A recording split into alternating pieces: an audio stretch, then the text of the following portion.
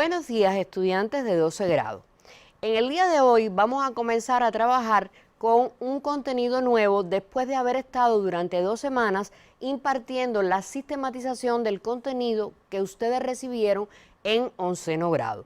Nosotros en esta nueva clase que vamos a dar en el día de hoy vamos a comenzar el estudio de la unidad número 5.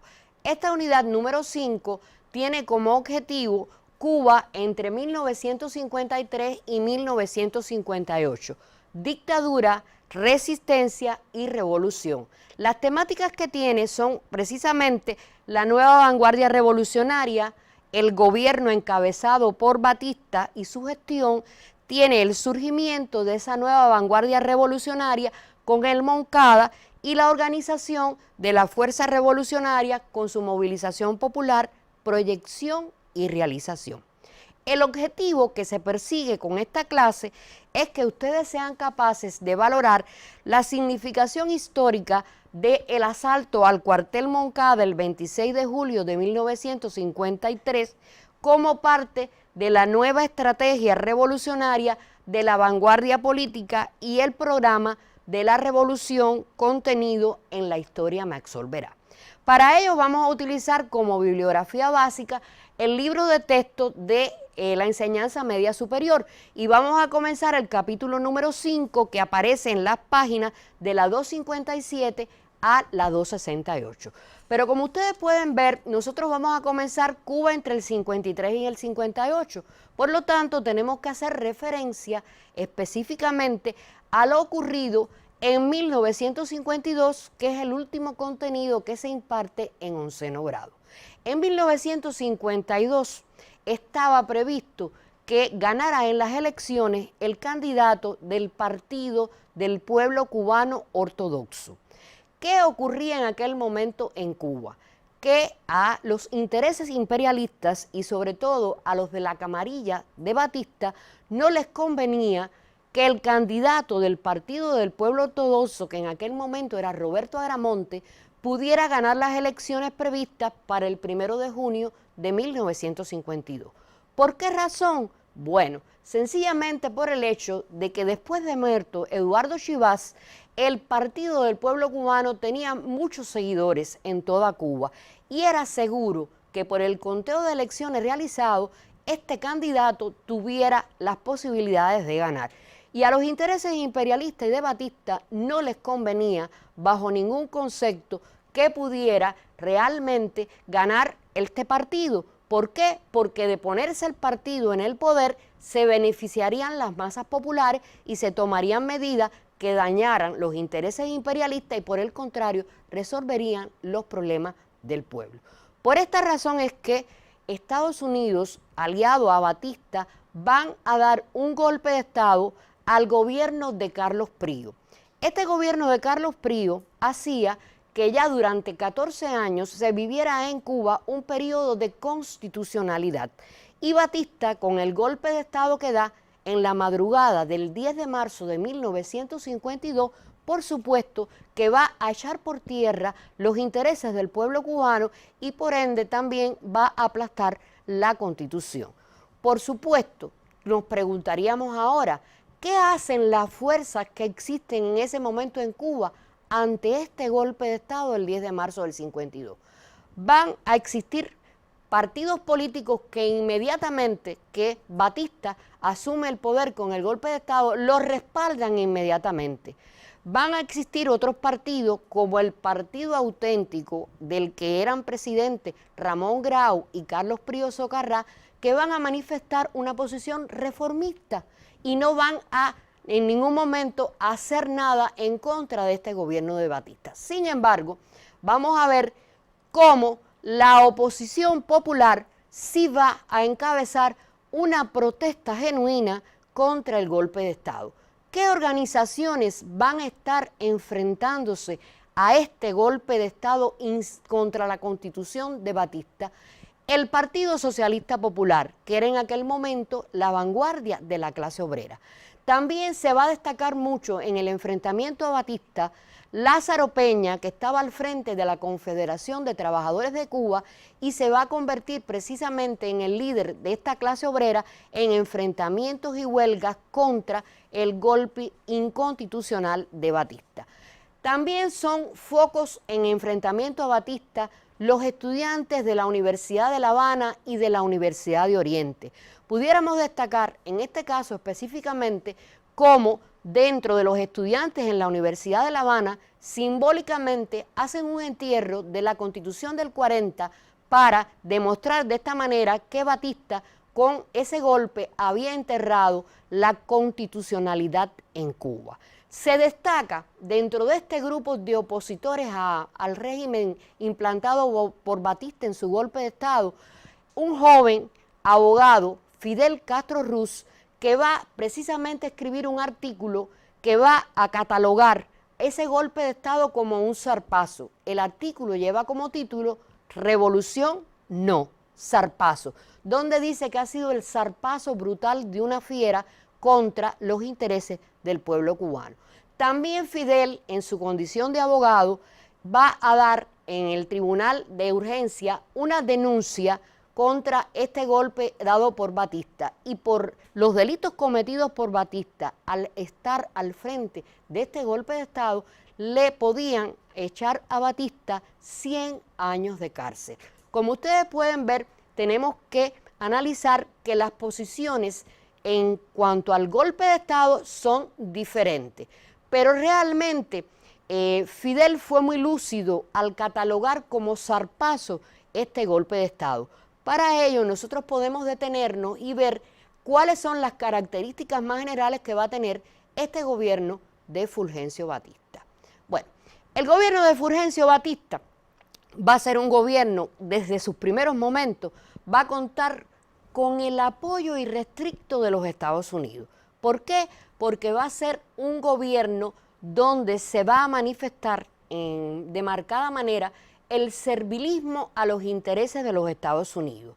A la vez que la economía cubana es una economía que va a responder a los intereses de esos consorcios norteamericanos que tienen inversiones en el país y por tanto la dependencia y la corrupción van a ser características también de este gobierno de Fulgencio Batista. Y hay una característica que es la que yo diría más golpea al movimiento revolucionario, al movimiento obrero, al movimiento estudiantil, que es el hecho de la represión en forma de dictadura que emplea Batista.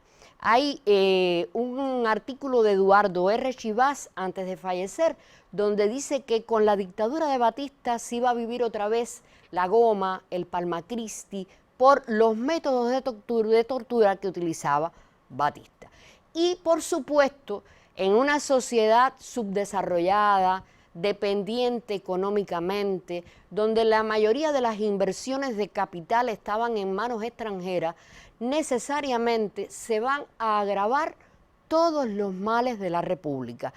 Cuando hablamos de los males de la República, nos referimos al analfabetismo, al desempleo, a la insalubridad, a los problemas de la vivienda, a los problemas de la industrialización.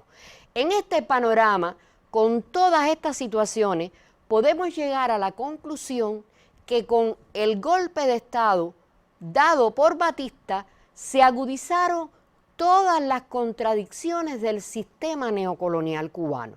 Pero a la vez que se agudizan todas las condiciones de ese sistema neocolonial y se produce una situación revolucionaria en Cuba, va a existir un grupo de jóvenes que se está destacando ya dentro del propio Partido del Pueblo Cubano Ortodoxo, un grupo de jóvenes seguidores de las ideas de Chivas, un grupo de jóvenes que concurren al local que ocupa el Partido Socialista Popular, un grupo de jóvenes que comienzan a nuclearse alrededor de esa figura que va a descollar por su valentía oponiéndose a Batista con ese artículo que escribió Revolución no zarpazo y con la denuncia que hace en el Tribunal de Urgencia. Me refiero a Fidel Castro Ruz. Y alrededor de Fidel, ese grupo que se va a nuclear va a recibir el nombre de Movimiento de la Generación del Centenario. Y es entonces con esta acción que va a realizar ese movimiento de la generación del centenario que podemos estar hablando del reinicio de la lucha revolucionaria en Cuba. Es importante que recalquemos esta frase, inicio de la lucha revolucionaria en Cuba. ¿Por qué? Porque el proceso revolucionario es un proceso continuo, un proceso que empieza con el levantamiento en la de Majagua el 10 de octubre del 68 y que continúa en nuestros días con la construcción del socialismo. Por lo tanto, en 1953, cuando se produce esta situación revolucionaria, estamos en presencia del reinicio, de la continuidad de nuestro proceso revolucionario. Nos preguntaríamos ahora, ¿quiénes son los jóvenes que conforman la generación del centenario? ¿Por qué podemos estar hablando de un grupo de jóvenes capaces de hacer sacrificios, de un grupo de jóvenes disciplinados, de un grupo de jóvenes organizados? Precisamente esta composición de este movimiento es una composición, pudiéramos estar hablando de heterogénea. ¿Por qué heterogénea? Porque en este movimiento van a estar presentes estudiantes, obreros, intelectuales, y todos estos jóvenes hicieron múltiples sacrificios para poder preparar una acción que pudiera golpear duramente al régimen de Batista y, por supuesto, desencadenar posteriormente la lucha insurreccional en Cuba. Podemos estar hablando de ejemplos de cómo muchos de estos jóvenes van a donar fondos propios, fondos dentro de los que tenemos, por ejemplo, Fernando Chenar, que va a dar el dinero de la cámara fotográfica que empeña. En el caso del propio Abel Santamaría, que va a empeñar su carro y ese dinero lo va a donar para la causa del movimiento revolucionario. Tenemos otro ejemplo, el del Elpidio Sosa, que es capaz de vender la plaza que ocupaba en una empresa para otro trabajador que no tenía, y con ese dinero que vende la plaza, pues también ponerlo en los fondos del movimiento revolucionario. Está también el caso de Pedro Marrero, que es capaz de vender el juego de sala, el juego de comedor y el refrigerador de su casa para con ese dinero hacer su aporte a la causa del movimiento revolucionario. Con ese dinero se compran las armas, se paga el entrenamiento en tiro en campos cercanos a La Habana. Fundamentalmente el movimiento lo integraban jóvenes de las provincias en aquel entonces de La Habana y también jóvenes artemiseños. Solamente en este movimiento había un joven de Santiago de Cuba. ¿Por qué un joven de Santiago de Cuba, que era el joven Renato Guitart? Porque precisamente Fidel, que era el jefe de este movimiento, y Abel Santamaría, que era el segundo jefe del movimiento, organizaron de forma celular y secreta para impedir a toda costa que cualquier delación pudiera peligrar la vida de uno de los compañeros del movimiento. Y el único que se escogió para poder ir hacia Santiago, alquilar la granjita Siboney, para allí colocar las armas y trasladar las armas, fue Renato Guitart. Déjenme explicarles que los únicos que sabían de ese hecho que iba a ser en Santiago de Cuba hasta el momento antes de empezar la acción, era Fidel, Abel y Renato Guitart. El resto de los miembros del movimiento solamente van a conocerlo en la madrugada antes de salir para el lugar escogido para hacer esta acción contra Batista. Este grupo de jóvenes se llama Generación del Centenario porque en la Marcha de las Antorchas del 27 de enero de 1953, año en que se conmemoraba el natalicio del nacimiento de nuestro apóstol José Martí, se van a destacar en esa Marcha de las Antorchas de forma disciplinada, organizada, en un bloque marchando de forma marcial, y esto llama la atención, y a partir de ese momento es que se conoce este movimiento revolucionario como Generación del Centenario. El lugar escogido para hacer la acción contra Batista fue el cuartel Moncada en Santiago de Cuba.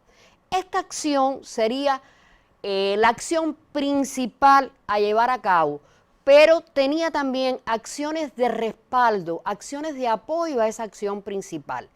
Se escogió el Moncada por ser la segunda fortaleza militar del país, por estar apartada de la capital, por lo tanto, la movilidad de las tropas de la tiranía hacia allá, hacia la zona santiaguera, llevaría tiempo, por lo tanto, la acción podía concretarse con aquellas acciones de apoyo. ¿Cuáles son las acciones de apoyo para el Moncada?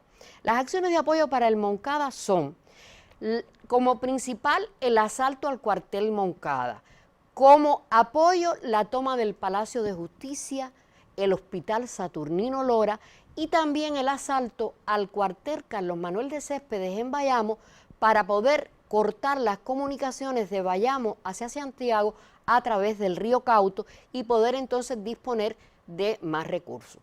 La acción contaba como elemento fundamental del factor sorpresa, pero en realidad hay un momento en que un grupo de combatientes que tenían en su poder las armas largas para el respaldo de la acción se pierden en la ciudad de Santiago que no conocían y llegan tarde a la acción y por tanto falla el factor sorpresa y la acción militar que estaba concebida no logra su objetivo.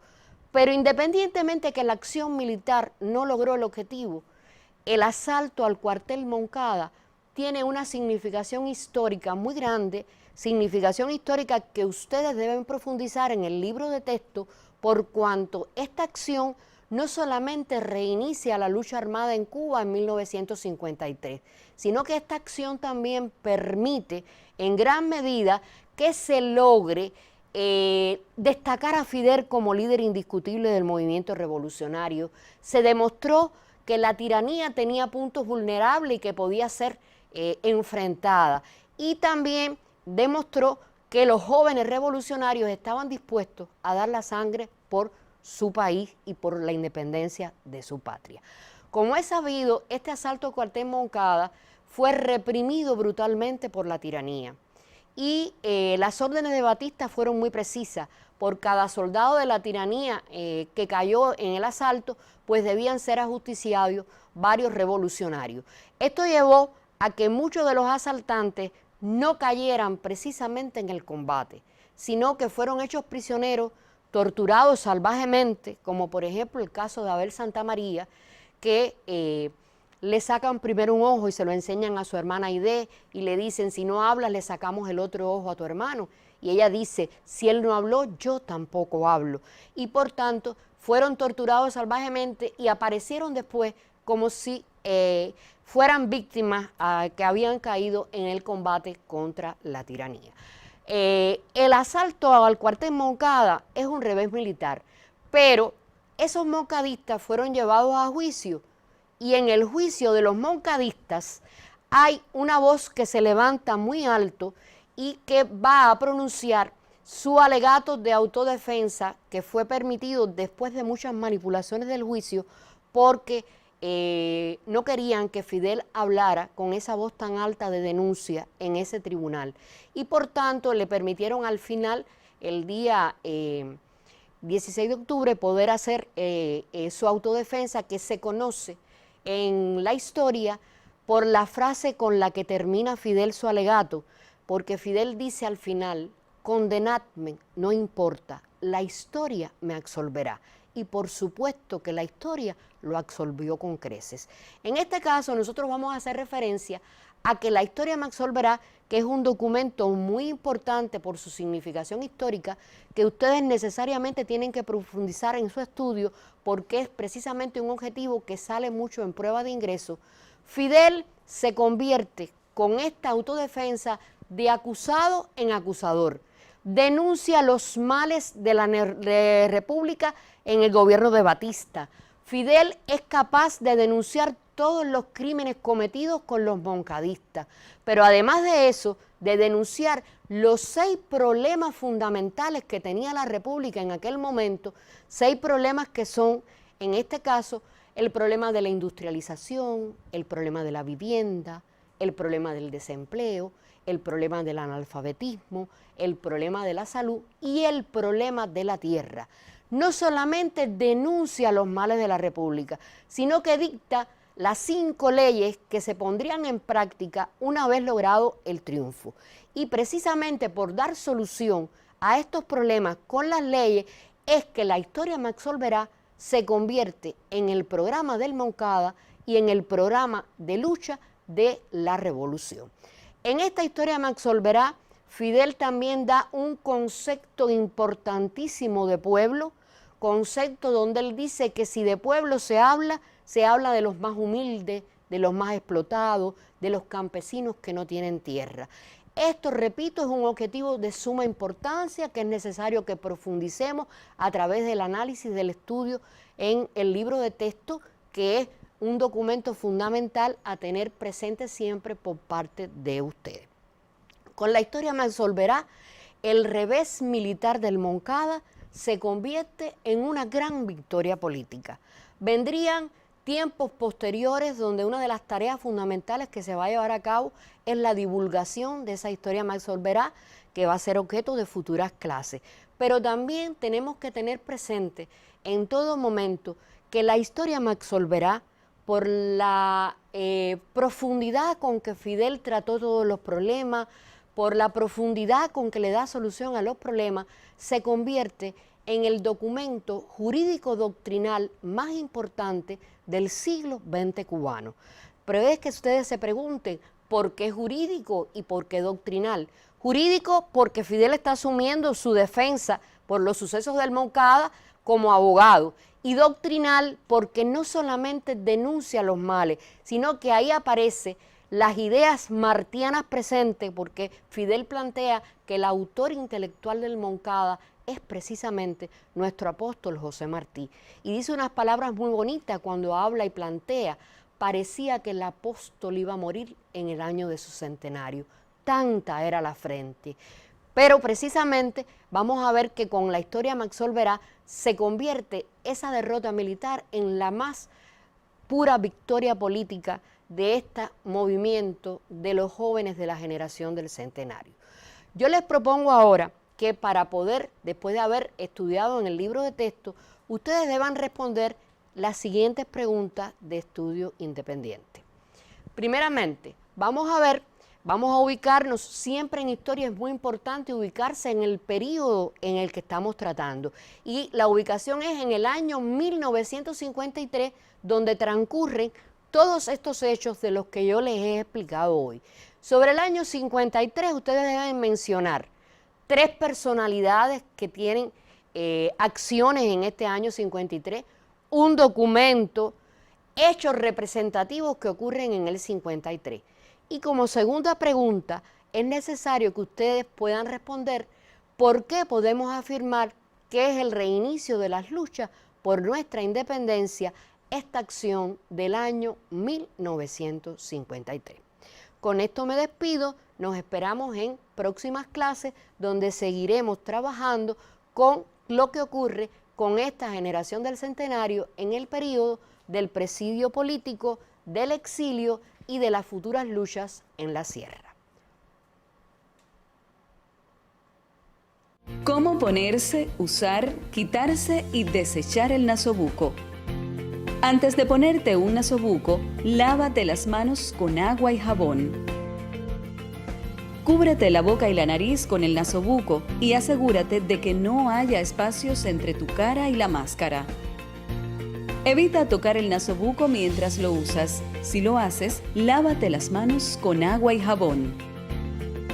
Cámbiate de nasobuco tan pronto como esté húmedo. Para quitarte el nasobuco, retíralo por detrás. No toques la parte delantera. Deséchalo inmediatamente en un recipiente cerrado y lávate las manos con agua y jabón.